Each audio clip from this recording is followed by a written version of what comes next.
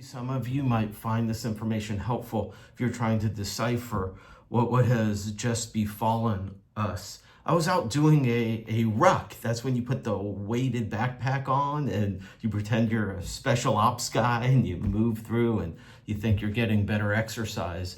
And so I'm a little winded, but I was checking my email while I was rucking, as all special ops do, right? And I saw that at 1:37 p.m. today that we got the SAEA news. I do not understand why this information is coming to us 5+ hours after the voting window on the tentative agreement opened. And maybe I could just be of some help. I'm just going to rush through this. I couldn't even print this. Apparently you need an account. I don't even know how to break this down. And the portion here, health benefits for certificated, I'll just concentrate on that.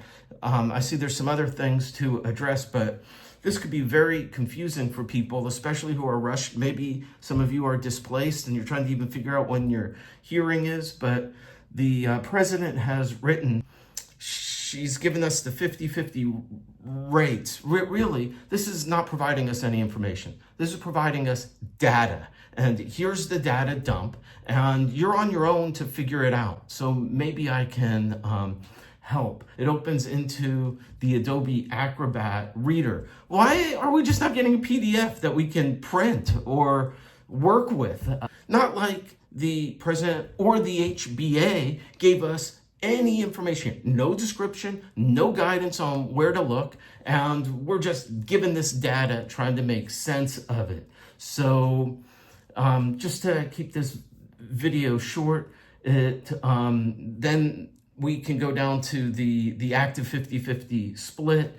If you saw my prior video, this is the information I was asking for. And come on, did this just materialize today and be producible today? This almost certainly was available at the last HBA meeting and maybe the one before that. Why didn't they let us know this stuff a month ago or last month, or at least as early as May 16th when they had their tentative agreement?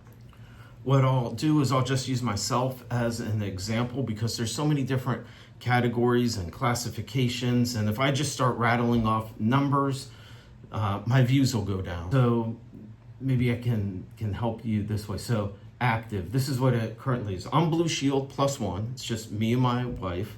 We have 2 cats and some furry things, but no insurance for them. Although I think they have some pet insurance or something.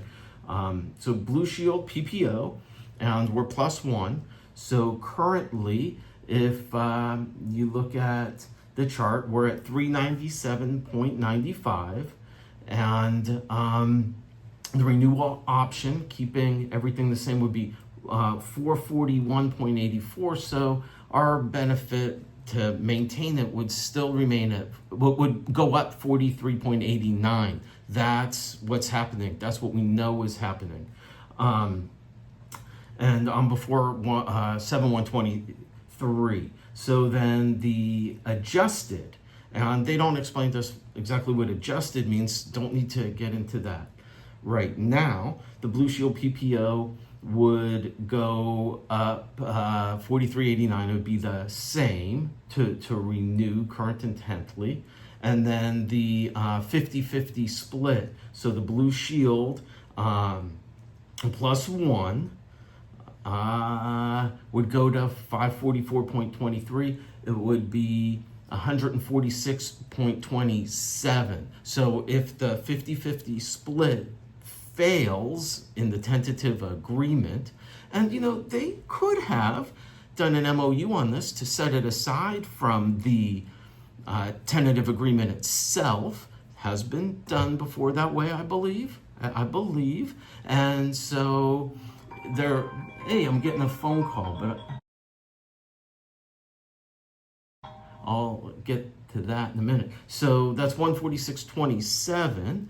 So if I'm reading this, keep percent certificated active, is 43. So for me, if the 50-50 split fails, it's going to be $103, $102, $103, $104. Can't quite do that exact math offhand. A month more. So that's what it means to me in order to accept the 0%. They could have made that separate, but that's my personal example. If you have any questions, I'm happy to take a look at the chart. If you want to email me, I could tell you where you are. I'll try to get back to you if you're trying to make some decision on how it impacts you and your family in regard to open enrollment. But I do see here that they've included the Rep Council parking lot. Well, since they have pushed voting into the summer, I'll take a look at this and we'll stay open too during the summer. How about that? We'll stay open too during the summer.